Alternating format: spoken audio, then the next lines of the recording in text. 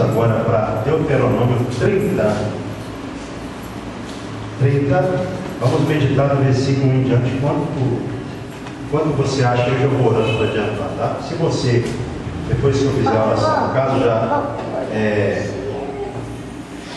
tem encontrado, você pode se colocar sobre os seus pés. Amém? Deuteronômio 30, eu vou estar orando enquanto você acha. Senhor nosso Deus e Pai, neste momento nós vamos ouvir a Tua palavra, a palavra oficial da noite.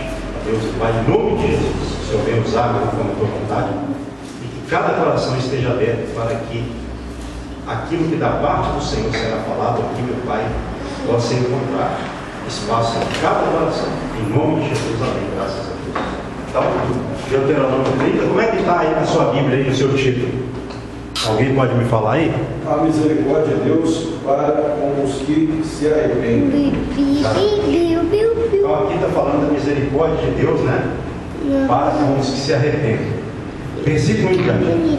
Quando, pois, todas estas coisas vierem sobre ti, a bênção e a maldição que pus diante de ti, se te recordares delas entre todas as nações para onde te lançar o Senhor, teu Deus, e tornares ao Senhor, teu Deus, tu e teus filhos, de todo o teu coração e de toda a tua alma, e deres ouvidos à sua voz, segundo tudo o que hoje te ordeno, então o Senhor teu Deus mudará a tua sorte e se compadecerá de ti, e te ajuntará de novo de todos os povos entre os quais te havia espalhado o Senhor teu Deus. Verso 4. Ainda que os teus desterrados estejam para as extremidades ou para a extremidade dos céus, desde aí te ajuntará o Senhor teu Deus e te tomará de lá.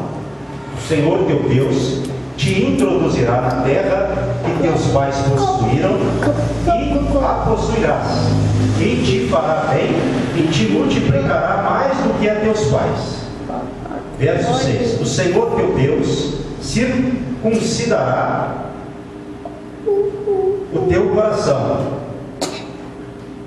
e o coração de tua descendência para amares o Senhor teu Deus de todo o coração e de toda a tua alma para que vivas. Verso 7. O Senhor teu Deus porá todas estas maldições sobre os teus inimigos e sobre os teus aborrecedores que te perseguiram. De novo, pois, darás ouvidos à voz do Senhor, cumprirás todos os seus mandamentos que hoje te ordeno. O Senhor teu Deus te dará abundância em toda a obra das tuas mãos, no fruto do teu ventre, no fruto dos teus animais e no fruto da tua terra, e te beneficiará, porquanto o Senhor tornará a exultar em ti, para te fazer bem, como exultou em teus pais, se deres ouvidos. Verso 10. A voz do Senhor teu Deus, guardando os seus mandamentos e os seus estatutos, escritos neste livro da lei, se te converteres ao Senhor teu Deus de todo o teu coração e de toda a tua alma. Amém, igreja? Pode ser. Então, esse trecho aqui fala que se eles fossem enviados por uma desobediência para uma terra estrangeira, e lá eles se arrependessem e se convertessem e buscassem a Deus novamente, o Senhor perdoaria e traria eles de volta para a terra. Então, como o irmão disse ali, eu perguntei o título da mensagem, promessas de misericórdia. Está nesse sentido isso. Só que aí tem uma reflexão para nós, o contexto. É lógico que era melhor o quê? Que eles não fossem levados para uma terra estrangeira. Era melhor que eles obedecessem para que Deus os abençoasse na terra prometida, e eles não assim sairiam de lá. Certo? Então a primeira proposta de Deus, ou o primeiro propósito, era manter o povo na terra por meio da obediência. Porque tem pessoa que fala assim: pastor, mas é a misericórdia de Deus. Por exemplo, Quando eles eram levados, como eles foram, por algumas vezes, né? Para não falar diversas vezes, houve cativeiros que foram terríveis. Morreram muitas pessoas. Cativeiros que eles passaram anos. Você vai ver isso no livro, por exemplo, de Juízes, não é? Eles, quando desobedeciam, o Senhor cumpria a sua palavra, entregando eles aos inimigos. E aí eles tinham que sofrer e buscar Deus no sofrimento para Deus levantar o inimigo. Então, Deus é misericordioso, sim.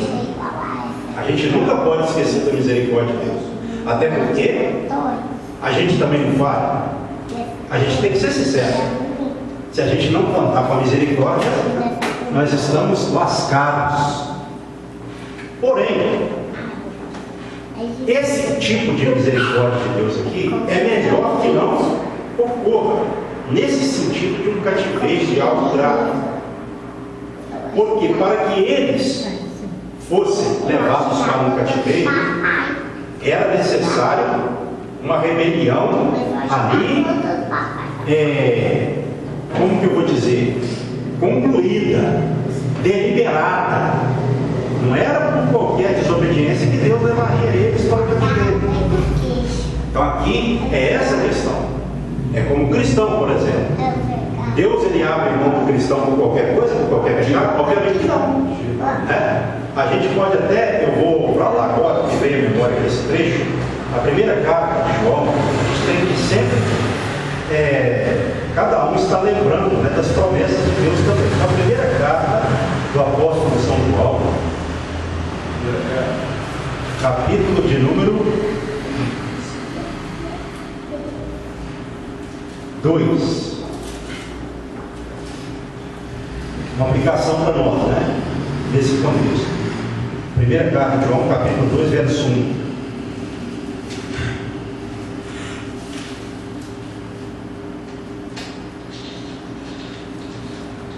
Filhinhos meus, estas coisas vos escrevo para que não pequeis. Se, todavia, alguém pecar, temos advogado junto ao Pai, Jesus Cristo justo. E Ele é a propiciação pelos nossos pecados, e não somente pelos nossos próprios, mas ainda pelos do mundo inteiro. Então, João escreveu isso aqui para eles, como ele disse: ó, filhinhos meus, estas coisas vos escrevi, ou vos escrevo, para que não pequeis. A proposta de Deus é qual a proposta? Para não pecar. Porém, se houver pecado, que a gente acaba cometendo pecado, temos Jesus Cristo, que é a propiciação pelos nossos pecados. Por meio dele, propiciação, essa palavra tem a ver com o perdão que nós conseguimos de Deus, por meio de Jesus Cristo. E o Luiz perguntou se é porque essa palavra propiciação, ela vem lá do propiciatório. O que era o propiciatório? A tampa da arca da aliança, onde ali, por exemplo, como nós falamos às vezes, o sumo sacerdote entrava uma vez por ano para fazer expiação ali, pelos pecados do povo, certo? Então, a tampa da arca da aliança chamava propiciatório. Então, o nome, a ideia, né, porque tinha a ver também o ritual ali, com o sangue que era aspergido ali, né? Então tinha a ver com o perdão para o povo de Israel. Só que isso era na antiga aliança, porque na nova, quem se tornou propiciação pelos nossos pecados? Jesus Cristo, né? Então é nesse sentido, entendeu? Mas a origem do nome é essa, tá, irmão? Então, voltando lá para a gente não perder o rumo da caminhada, era melhor para eles o quê? A obediência. Se a gente for dar uma analisada no próprio contexto, né? Aqui, por exemplo, no capítulo 29, a gente vai ver que o Senhor, no capítulo 29, fez com eles uma aliança. que é chamada de nova aliança. Qual foi a primeira? Feita com o povo de Israel por meio da lei dada a Moisés no Monte Sinai. A primeira feita. O que aconteceu? Ela foi a primeira. Já na primeira vez eles quebraram a aliança. Por quê? O bezerro. Êxodo 32, no capítulo 34, Moisés intercedeu a Deus pelo povo. Deus renovou a aliança lá no mesmo Êxodo, certo? Então aqui no capítulo 29, Deus já estava fazendo uma nova aliança com aquele povo que já estava para entrar na terra prometida. Os outros já haviam morrido pelo deserto, já tinha passado aquela geração. Então aqui já era a aliança para que eles entrassem na terra prometida. Só para que vocês entendam, tá? Para ter uma noção. Então o capítulo 29 tem a ver com essa nova aliança. Alguns dizem, né, que Deus renovou aqui, mas tanto a questão da renovação quanto da nova aliança, todos os dois nomes, né? Então ele fez uma nova aliança para a nova geração que recebeu a promessa de entrar na terra prometida com Caleb e Josué, porque a velha geração morreu no deserto. Então isso é importante, entendeu? Esse cronograma que eu estou falando para vocês aqui, para que vocês entendam, certo? E nesse capítulo 29, o Senhor aqui lembrou eles novamente por meio do profeta Moisés. Ele falou para Moisés para que Moisés falasse ali ao povo, né? Então, se você analisar o verso 2, olha só: chamou Moisés a todo Israel e disse: tendes visto tudo quanto o Senhor fez na terra do Egito perante vós, a Faraó e a todos os seus servos e a toda a sua terra, as grandes provas que os vossos olhos viram, os sinais grandes e maravilhas.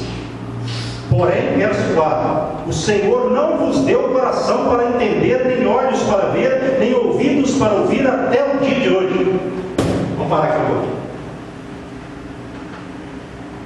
Alguém entende alguma coisa desse verso 4? O Senhor não deu olhos para que eles pudessem ver, nem ouvidos para que eles pudessem ouvir, até o dia aqui mencionado. Dá a entender que foi Deus que encobriu, né? Numa primeira leitura. Deus não deu porque não quis dar.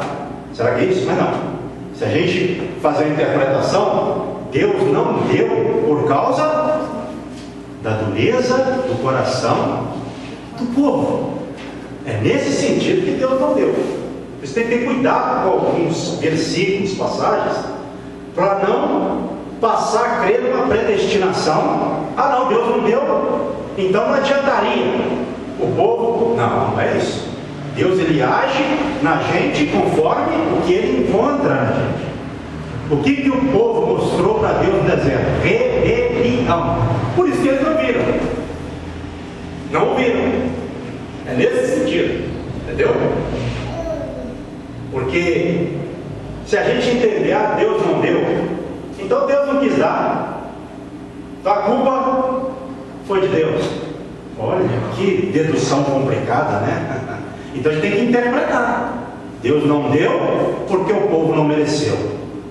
É nessa linha aí que a gente entende. Verso 5: 40 anos vos conduzi pelo deserto, não envelheceram sobre vós as vossas vestes, nem se gastou no vosso pé a sandália. Pão não comestes e não bebestes, vinho nem bebida forte, para que soubesseis que eu sou o Senhor vosso Deus. Então por que eles não comeram pão nem beberam vinho no deserto? Porque o pão que eles comeram veio do céu, maná. Deus deu. Deus fez isso para que eles dependessem de Deus e pudessem ver que a glória deles era o Senhor. É nesse sentido. O pão que eles comeram não foi fornecido por ninguém, humanamente falando. O próprio Deus forneceu.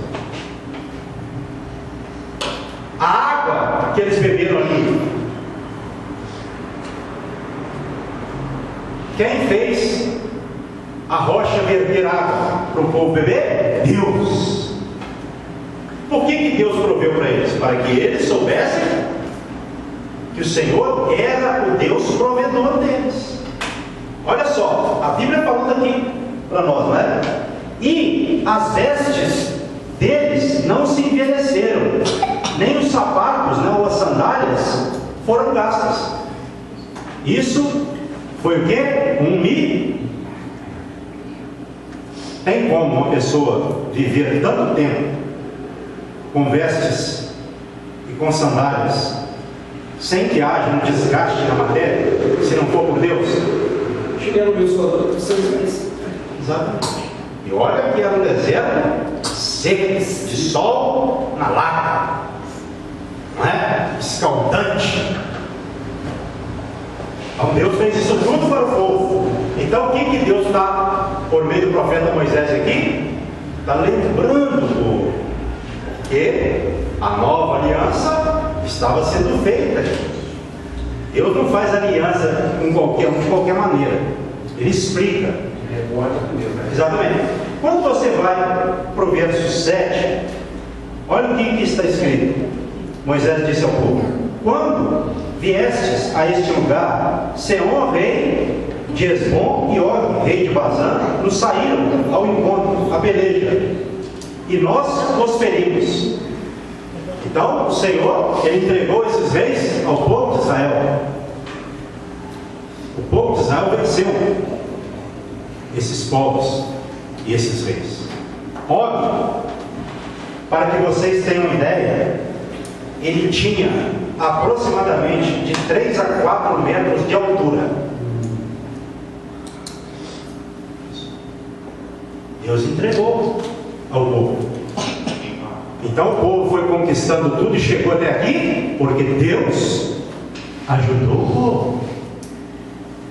Vamos continuar. Verso 8: tomando-lhes a terra, e a demos por herança aos Rubenitas e aos Gaditas, e a meia tribo dos Manassitas. Guardai, pois, as palavras desta aliança, verso 9, e cumpri-as, para que prospereis em tudo quanto fizerdes.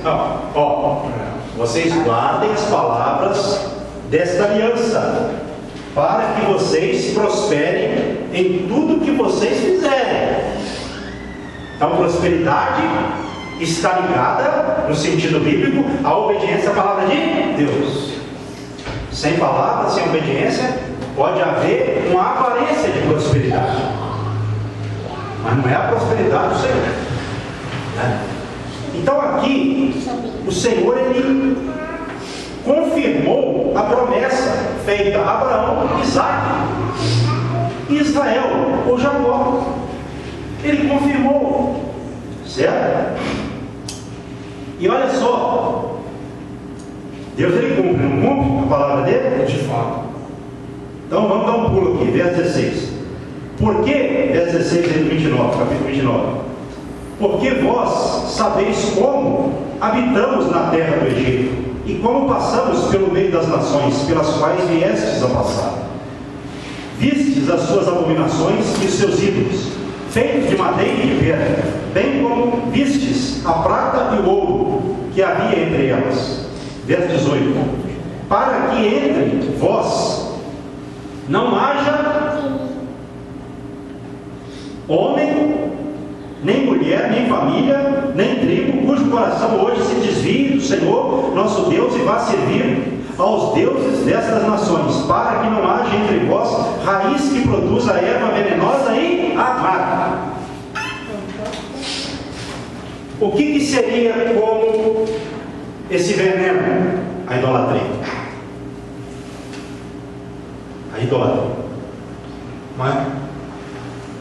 Então o Senhor não queria que houvesse ninguém que idolatrasse ou começasse um processo de adoração a qualquer outro Deus, porque aquilo seria, caso acontecesse, como um veneno que ia contaminar o povo. Certo? Quando você vai para Hebreus capítulo 12, fala o que lá? Que nós temos que ter cuidado para que não brote uma raiz de amargura no nosso meio e por meio dela muitos irmãos sejam contaminados. Porque o mal no meio do povo de Deus, ele vai fazer o quê? O bem vai contagiar positivamente, o mal contaminar como uma doença, um veneno mortal, né? Essa é a ideia. Então, quando você vai aqui, eu quero rapidamente, isso aqui é interessante a gente analisar, esse Hebreus 12 aqui, na íntegra, né? Hebreus 12, versículo de número 14: segui a paz com todos e a santificação, sem a qual ninguém verá o Senhor. Hebreus capítulo 12, verso 14 diante, verso 15 agora. Atentando diligentemente, porque ninguém seja faltoso, separando-se da graça de Deus, nem haja alguma raiz de amargura que, portanto, vos perturbe, e por meio dela muitos sejam contaminados. Não é? A gente tem que vigiar isso aí. Logo na sequência fala de quem? Esaú, que foi o quê? Imundo ou profano, e que vendeu a sua bênção, o seu direito de primogenitura, por um prato de lentilhas. E depois, mesmo chorando, ele conseguiu reverter a situação. Tem coisas que nós fazemos que não tem como recuperar depois. Olha o caso de Esaú. Então, devemos ter cuidado para que não haja isso no nosso meio, porque isso prejudica muito, né? Assim como, voltando lá para Deuteronômio 30, se houvesse alguém idólatra, ia o quê? Contaminado. Então Deus está falando por isso, né? E o verso 19 eu até mencionei outro dia, né? Ninguém que, de Deuteronômio capítulo 29, verso 19, ninguém que ouvindo as palavras desta maldição se abençoe no seu íntimo, dizendo: terei paz, ainda que ande na perversidade do meu coração, para acrescentar a sede à bebedice. Então olha só, olha como o Senhor orientou, que não haja ninguém que pense que vai ser abençoado na perversidade ou vai ter paz na perversidade. Alguém que esteja vivendo pecando constantemente, no acúmulo de pecados. Não é? Então adianta a pessoa se abençoar na perversidade?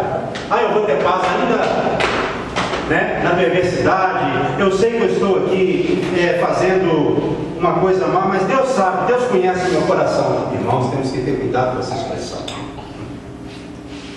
Deus conhece, Ele conhece tanta coisa que Ele já está nos dizendo também esta noite para a gente não pensar assim, para ninguém pensar assim, porque Ele não vai abençoar. Se você ver aqui o restante, Ele vai derramar sua ira, Ele vai separar para a maldade, para a desgraça. Está aqui no trecho, e não para abençoar. Então não adianta. Quantas pessoas, vamos parar aqui, refletir rapidamente, quantas pessoas que nós conhecemos e que pensaram assim e que acabaram fatalmente mal, porque entraram por um atalho que Deus não mandou entrar, e o fim foi fatal.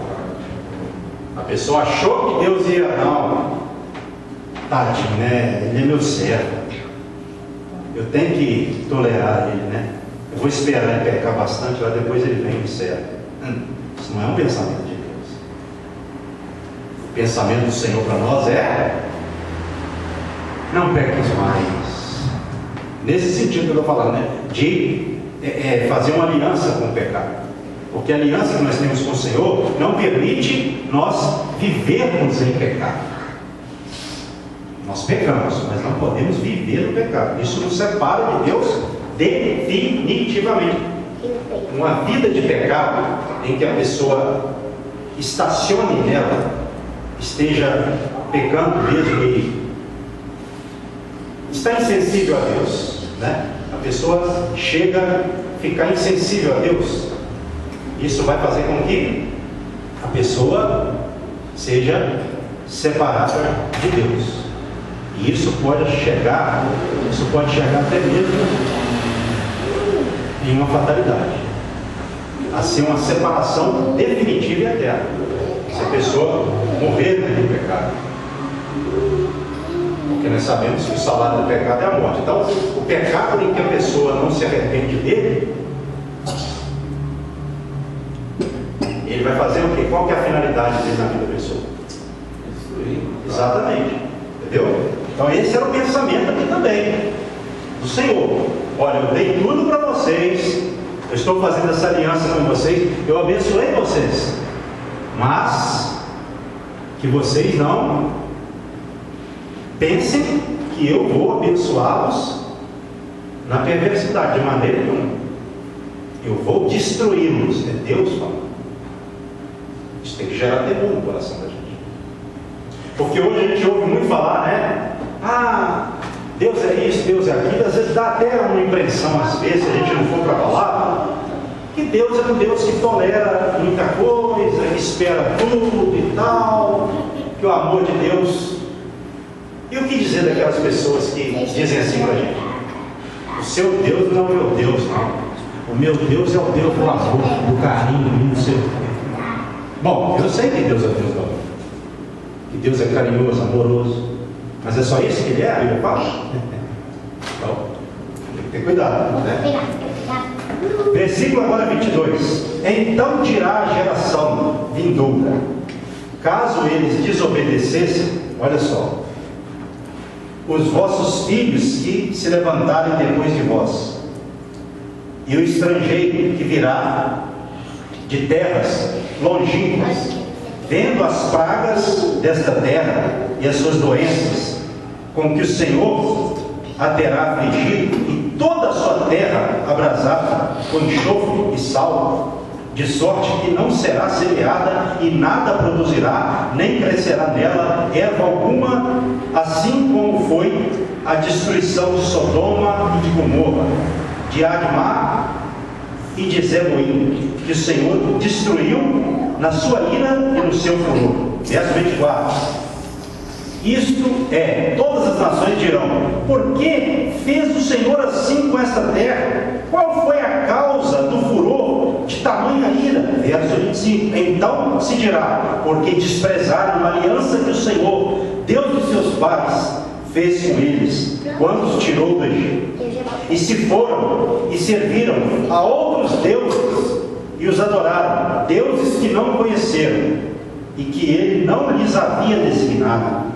Pelo que, verso 27, a ira do Senhor se acendeu contra esta terra, trazendo sobre ela toda a maldição que está escrita neste livro.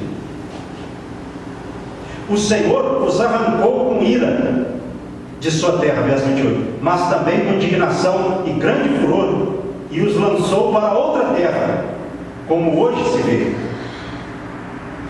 Vamos parar aqui, daqui a pouco eu chego no 29. Então, caso eles desobedecessem, o Senhor levaria eles para terras estrangeiras. E o que as pessoas diriam? Por que aconteceu isso com esse povo? Por que veio tamanha, vou usar essa palavra, desgraça sobre esse povo? Porque eles abandonaram o Deus deles, que tirou eles da terra do Egito, e foram servir a outros deuses que eles não conheceram. Então, quando isso acontece, trazendo para os nossos dias, quantas pessoas dizem isso às vezes? Aquele varão lá era homem de Deus, era homem abençoado, eu conheci ele. Aí alguém diz assim: mas por que ele está assim hoje? Porque ele abandonou o Deus dele. O nosso ser bem-sucedido está em nós obedecermos a Deus. Essa é a nossa prosperidade verdadeira. Se nós abandonarmos a Deus, nós vamos virar motivo de chacota, provérbio, zombaria para as pessoas. Deus, Ele não quer que isso aconteça com a gente, como Ele não queria, Ele já estava avisando para o povo. Infelizmente isso aconteceu lá na frente. Então qual que é a vontade de Deus para nós hoje? É que as pessoas olhem para nós e vejam a presença de Deus na nossa vida e glorifiquem ao Pai que está no céu.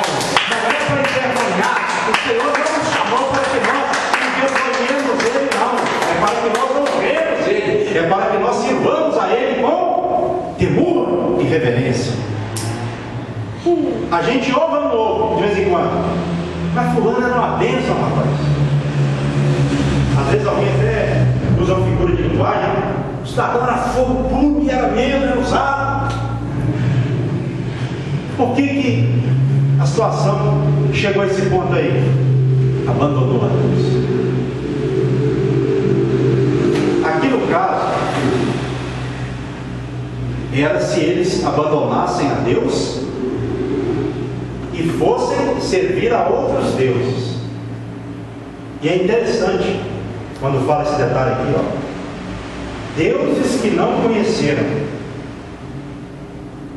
ou seja, deuses que não fizeram nada por eles e para eles, abandonaram o Deus que fez tudo por eles e foram atrás de ídolos. E nós sabemos que os ídolos, eles não são nada em si. Existem demônios, forças malignas, usando ídolos, deuses de pau, pedra, barro, ferro, gesso e de outras matérias. Para quê? Para enganar as pessoas. E tem pessoa que presta reverência a esses deuses que não são nada em si mesmos, que nunca fizeram nada para essas pessoas, mas a nós é orientado o quê?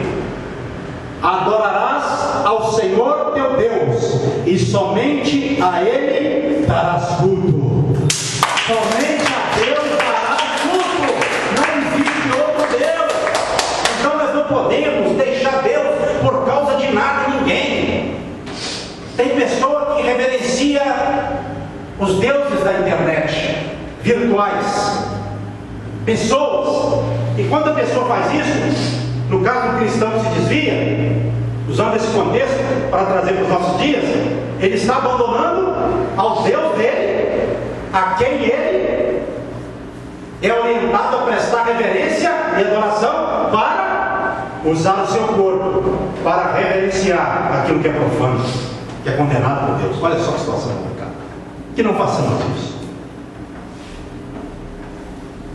Verso 29. As coisas encobertas pertencem ao Senhor nosso Deus, porém as reveladas nos pertencem a nós e a nossos filhos para sempre, para que cumpramos todas as palavras desta lei.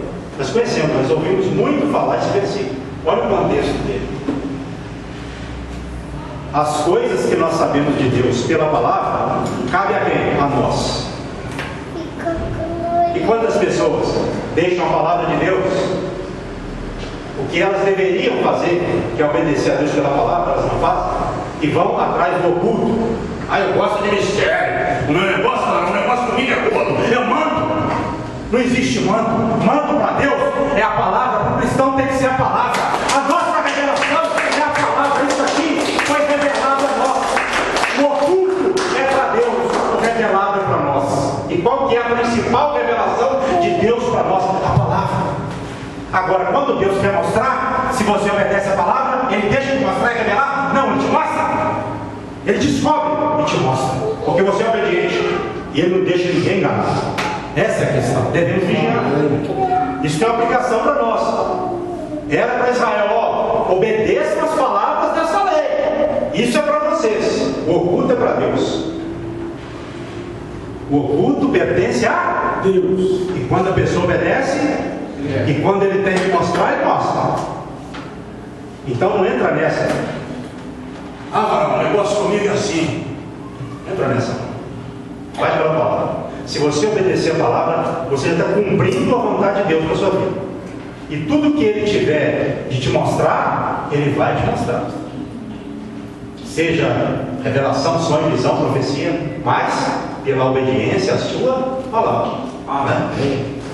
Então, nesse contexto, seria melhor, certamente, que eles não fossem para o cativeiro. Então, é melhor para o crente não desobedecer. É melhor para o crente não precisar de passar por uma situação dessa. Estou falando assim, uma situação dessa onde às vezes é necessário Deus julgar severamente. Porque pecar a gente peca. Mas aqui era num caso grave, uma rebelião. E até na questão do pecado, dos pecados que nós cometemos, nós temos que vigiar também, para cometer cada vez menos. A gente nunca pode acomodar com relação ao pecado. Certo? Esse é um ponto. E olha só aqui, no capítulo 30, Deus falando que se compadeceria deles, se eles obedecessem, Deus daria o quê? Um coração obediente por meio da idolatria. Por meio da idolatria, não. Por meio do cativeiro, Deus curaria a idolatria. Mas será que é melhor que isso acontecer? É melhor a pessoa ter um coração circuncidado por Deus, obediente, antes do castigo. Até porque no castigo não há garantia nenhuma. Pode acontecer muita coisa ruim. Não há garantia. Então, já tem isso, né? Então Deus, Ele cura por meio do castigo, mas não é a receita. Não é a indicação. Porque pode também acontecer muitas coisas, né? Ou pode acontecer muita coisa que nem vai dar. Tem uns que voltam aquele velho dito popular. Tem que apanhar muito para aprender, mas se for desse jeito aí é outro. Exatamente, não é a receita. Não é a receita. Exatamente. Quando você vai para, olha só, e isso também no cativeiro, olha só o verso 10, o 9 e o 10, o capítulo 30 de Deuteronômio. O Senhor teu Deus te dará abundância em toda a obra das tuas mãos, no fruto do teu ventre, no fruto dos teus animais, no fruto da tua terra, e te beneficiará, porquanto o Senhor tornará a exultar em ti, e alegria em ti, para te fazer bem, como exultou em teus pais, como ele havia se alegrado quando eles obedeceram, né? E aqui também tem a ver com os pais Abraão, Isaac e Jacó, né? Está falando de velhos. Verso 10. Se deres mesmo. Se deres. Olha a condição. Então sempre vai haver essa condição. Sempre vai haver essa condição. Se houver arrependimento. Mas é melhor que isso não aconteça, né? Ao verso 11, do verso 11 a 14. Porque este mandamento que hoje te ordeno não é demasiadamente difícil, nem está longe de ti, não está nos céus para dizeres: quem subirá por nós aos céus? Que não-lo traga e não o faça ouvir, para que o cumpramos? Nem está além do mar para dizeres: quem passará por nós além do mar? Quem não-lo traga, que não-lo traga e não o faça ouvir, para que o cumpramos? Pois esta palavra, verso 14, está muito perto de ti, na tua boca e no teu coração, para cumprir. Ou seja, isso era possível para eles. A palavra que Deus deu era possível de ser obedecida, não era algo que estava fora do alcance deles. Quantas vezes a gente ouve por aí: eu não dou certo lendo a Bíblia, não. A pessoa tem que vigiar com essas expressões. Eu já nem leio mais não, porque eu não entendo. Piorou ainda. A pessoa, lógico, não vai entender tudo, mas para isso tem quem ensina. E ela, para entender também, tem que se esforçar tudo na vida. Você vai entendendo a Bíblia de cara? Estou aprendendo a Bíblia até hoje, creio que vou aprender até morrer. Porque sempre, né, irmão, a gente vai ler, vai aprender também alguma coisa dessa, entendeu, igreja? Essa é a questão. Então tem que ter cuidado. E lá na carta de João, fala que os mandamentos do Senhor não são penosos, né? Não são difíceis para quem obedece, né? Agora, para quem não obedece, irmãos, é terrível. É por isso que vem essa palavra, não. Esse tipo de expressão. Ah, não, a Bíblia eu já desisti, eu não leio mais. Até vou à igreja, mas não leio a Bíblia mais. Para que eu possa obedecer os mandamentos que não são penosos, eu tenho que conhecê-los. Isso, não é isso. Agora, eles não são penosos para quem obedece. Eles não são penosos para quem obedece, para quem tem o Espírito Santo. E esse vai desejar, vai querer mergulhar, conhecer. Exatamente. Então, tem que prestar atenção nisso aí. E aí, no final aqui, a gente vê do verso 15 ao 20, Deus propondo para eles o quê? A vida e o bem, a morte e o mal. Então Deus sempre vai propor a vida e o bem, a morte e o mal, a bênção e a maldição. E Ele sempre vai orientar para que nós escolhamos a bênção, para que vivamos e não morramos. Né? Como está aqui no verso 19, ó. Os céus e a terra, verso 19, para andar, tomo por testemunhas contra ti, que te propus a vida e a morte, a bênção e a maldição. Escolhe, pois, a vida para que vivas tu e a tua descendência. Verso 20 para encerrar, porque tem tempo. Amando o Senhor teu Deus, dando ouvido à sua voz, apegando-te a Ele, pois disto depende a tua vida e a tua longevidade, para que habiteis na terra que o Senhor, sob juramento, prometeu dar a teus pais, Abraão, Isaque e Jacó. Então, disso dependia a vida deles. Ó, a vida de vocês, ela depende de vocês serem apegados a Deus. Porque quem desapega, né? Se você tem que se apegar a Deus e você se desapega, o que vai acontecer? Bênção ou maldição? Vida ou morte? Bem ou mal? Então, ele escolhe. A pessoa, né? O cidadão escolhe. Deus propõe, orienta. Agora a decisão é particular. Cada um vai escolher conforme aquilo que ele, se ele abrir o coração, com certeza o Espírito Santo vai levá-lo a escolher o melhor, o propósito de Deus. É tão lindo, irmãos. Ontem eu estava no hospital, primeiro quarto que eu estava sozinho, né? Ontem estávamos em um pequeno número. E eu não importo quando eu vou com o parceiro sozinho, às vezes é de Deus eu ir sozinho com o parceiro, a gente tem que entender tudo, né? Aí eu fui no primeiro quarto que eu estou acostumado no hospital. Aí eu deixei uma palavra lá, sempre no teor evangelístico, né? E fiz o apelo. Quando eu ia saindo, o varão falou assim: pastor, por favor. Aí ele disse: não vou falar o nome, né, porque é antiético. Ele disse assim: eu sou desviado. E ele já estava lá desde semana passada. Ele ouviu semana passada, mas não quis se reconciliar. Ontem ele me chamou, explicou a situação. Falou: olha, eu sou um diácono afastado. Aí explicou e tal, de uma cidade perto, eu esqueci o nome.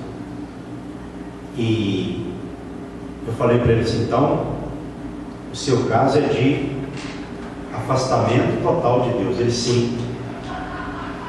Eu falei: então você já sabe, você é um diácono, você tem o conhecimento da palavra, você ouviu o que foi falado e você já tem noção. O que eu tenho para te perguntar é: você quer se reconciliar com Deus hoje? Aí ele: sim. Eu orei por ele e ele se reconciliou.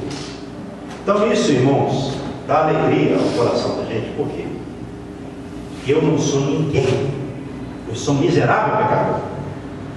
A verdade é essa. Agora, quando um miserável pecador que tem compromisso com Deus de pregar a verdade, o Espírito Santo vai, convencer pessoas Eu estava saindo do quarto já. Ele me chamou. Por quê? Quem convenceu ele? Foi o pastor? Não, o pastor só pregou. Foi o Espírito Santo que abriu o coração. A palavra foi pregada. Quando a palavra é pregada do jeito que ela é, o Espírito Santo está agindo. Então a gente tem que pregar a verdade para as pessoas. Não é ficar pensando, que adianta, né? O que adiantaria se eu estivesse lá ontem? Deus está tomando vocês todos pela mão dele. Ele está pegando com a sua mão na mão de cada um de vocês. Eu vim aqui trazer uma palavra de bênção para vocês. Vocês vão ser curados, vocês vão receber de Deus. Eu profetizo e tal, e tal, e tal. Adiantaria alguma coisa? O rapaz ia se arrepender? Não. Mas tem que vigiar, né? Porque tem gente que adora falar assim: Jesus te ama. Não, é até bonito, né? Dependendo do contexto, essa frase, se usada, está certa. Mas quando a gente vai anunciar a palavra, principalmente na missão evangelística, Jesus quer te amar também. Mas para isso você tem que obedecer. João 15, na parábola da videira, ele colocou lá uma condição: se vocês fizerem o que eu mando, sereis meus amigos. Qual é a condição? Se vocês fizerem o que eu mando. Segundo a Bíblia, Deus ama todo mundo? Será que é isso? Não. A Bíblia fala que Deus odeia certos tipos de pessoas? Sim. Que Deus se ira contra certos tipos de pessoas? Nós vimos aqui na mensagem hoje. Se vocês desobedecerem, se alguém desobedecer achando que vai ser abençoado, eu não vou abençoar não. Eu vou derramar minha ira. Eu preparo o mal para desobediente. Então essa história de Jesus te ama, Jesus vê você, você é lindo, Jesus contempla o seu coração. Tudo bem, irmão, mas é isso que ele mandou de pregar. Vamos ser sinceros, né? Cada um ser sincero. Ele mandou de pregar isso? Jesus te ama para cá, te ama para lá, não sei o que tem. Ele mandou a gente pregar assim, é a mesma mensagem da inauguração do Novo Testamento, da Nova Aliança. Arrependei-vos, porque é chegado a vós o reino de Deus. Quer ser amado pelo Senhor? Se arrependa dos pecados e converta-se a Ele. É isso que ele manda. Porque essa história de Jesus te ama, de Deus te ama, você vê isso em Jesus pregando? Eu não vejo não. É até bonito, mas serve. Vamos ser cada um sincero consigo mesmo. Isso serve para Deus? Foi isso que Deus mandou a gente pregar? Não é a gente pregar a ira que Deus vai... Não, pregar a palavra. A partir do momento que você fala com um pecador que Deus ama ele, que Deus tem um propósito na vida dele, que Deus precisa dele, meu Deus. Deus precisa do pecador. Deus precisa do pecador, você desviou. Não é ele que precisa de Deus, não. Então as pessoas invertem muitas coisas e acabam às vezes enchendo a bola, vamos usar esse termo, de quem tem que ser repreendido, com amor, mas tem que ser repreendido. Nós precisamos de rever os nossos conceitos. Eu falo que eu vejo isso às vezes. Você é lindo, Jesus te trouxe aqui e tal, e entra por esse caminho aí. Aí a pessoa vai e relaxa. Pai, Deus precisa de mim mesmo. A irmã falou, eu sou o cara. Aí, não, tem pessoa com esse tipo de ideia dele. E tem gente que profetiza coisa nessa linha. O que Deus vai fazer ao fim de tudo isso? Vai abençoar? O cidadão está no pecado. O profeta está concordando com o pecado dele. Quem deveria ensiná-lo está dizendo que Deus precisa dele. Irmãos, não façamos isso. Não, pastor, era só para Israel isso aí. Isso é coisa da antiga aliança. A nova não. Deus muda. que vigiar. Se ele tratava assim lá, hoje ele vai tratar diferente. Na essência que eu estou falando, não nos costumes. Os costumes sacrificiais, nesse sentido sim, mas na essência Deus muda. Até porque se Deus tratava assim lá e ele tratar hoje de forma diferente, a gente vê uma certa parcialidade em Deus. O que é parcialidade? Injustiça. Nós sabemos que ele não julga com parcialidade, ele é imparcial, ele é justo, ele julga com justiça e com juízo. Então a gente precisa entender isso, tá? Para a gente não, tanto para a gente, quanto para a gente pregar para as pessoas, não é? Se coloque sobre os seus pés, faça assim com as mãos em forma de receber. Pai, a todos presentes e ausentes, eu abençoo com o teu amor, com a graça do Filho e com a suave e doce consolação divina do Espírito Santo. Dê a todos um final de domingo consolado, confortado, amado, para que nós terminemos a semana assim, comecemos a semana prática amanhã, o consolo do ano do Divino Espírito Santo. Assim eu oro, Deus abençoe em nome de Jesus. Amém. Que as palmas do Deus. Não vai embora sem a paz de Cristo, o irmão que está do seu lado, para nós terminarmos em comunhão. Deus te abençoe em nome de Jesus. Amém.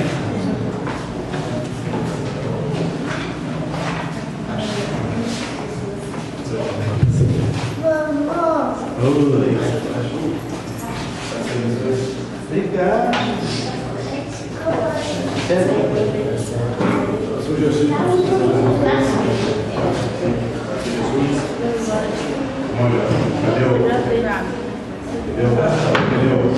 Ó. Chico, tá com esse só. Tudo passa, né? Não, agora você me dá uma rapaz aí. Acredito que o dia vai dar